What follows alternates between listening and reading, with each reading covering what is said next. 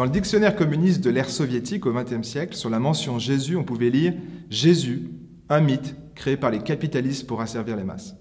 Pourtant, aucun historien sérieux ne remet en cause l'existence de Jésus, puisqu'il y a plus de preuves historiques de son existence que la moitié des faits relatés dans nos bouquins d'histoire. En fait, Jésus était à la fois bien un homme ordinaire, avec ses doutes, ses douleurs, une famille, une culture, des amis, comme toi et moi. Mais la question, c'est, est-ce qu'il était plus qu'un être humain ? On sait qu'il a guéri des centaines de personnes, que ses enseignements venaient pas de la sagesse humaine.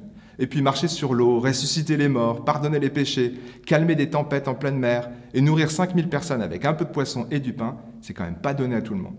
Et l'ensemble des actes de Jésus montre que nous avons affaire à quelqu'un d'extraordinaire.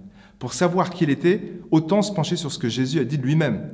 Imaginez quelqu'un qui vous déclare « Je suis la lumière du monde. C'est moi qui jugerai l'humanité à la fin des temps. Je peux sauver tout homme. Je ressusciterai dans 3 jours, même si vous me tuez. » Et ces paroles ne sont pas celles d'un simple prophète ou d'un mec super spirituel.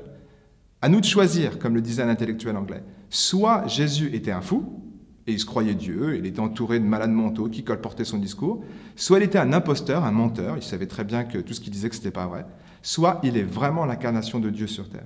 En fait, l'histoire, les actes et les paroles de Jésus nous laissent que ces 3 choix. Alors, un fou, un menteur ou Dieu lui-même. C'est à vous de choisir. Ton nom est puissant.